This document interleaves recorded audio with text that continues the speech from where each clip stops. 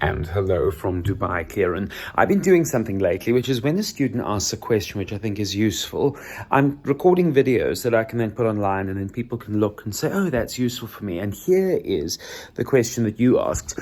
Is there any basic advice for reducing the amount of notes that one takes when a professor speaks, in your case, a professor, or in a lot of people's cases, a teacher? And I've got one obvious point. Oftentimes when students are going to take notes and they think they're going to be good, they tend to think, I need everything. But years ago, I was teaching a child whose parents are experts in lie detection.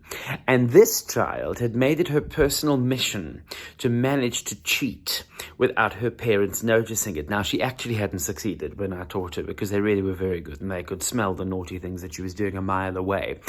But there is one thing that this student did that was absolutely remarkable as a result. She took absolutely brilliant notes. So she could have had an eraser, and on that eraser was every single science equation that was difficult for her to remember. And of course, then if a teacher comes past, you can suddenly say, oh, I don't know what you're talking about, I'm not cheating, and quickly rub out the eraser. And now, I'm not approving morally of what she did. I think it was quite funny, but of course I'm not suggesting that you actually cheat.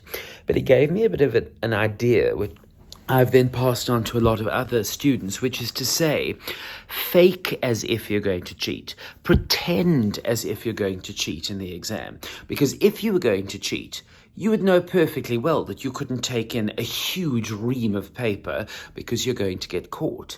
So if you were going to cheat, and you could only smuggle in a couple of small pages realistically without a teacher noticing, what would go on that page?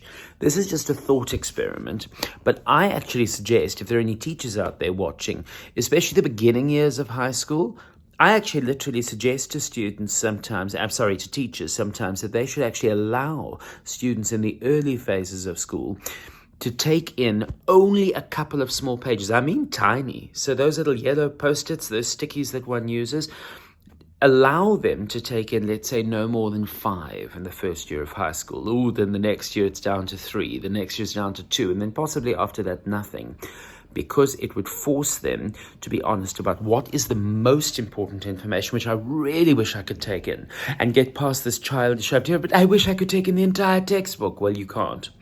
And that's a very useful thing from a memory point of view, forcing yourself to say, what do I really want to focus on? So, Kieran, that's a little bit of advice for you, and I hope it helps. Fake as if you're going to cheat, but don't actually cheat. Rather, memorize that stuff.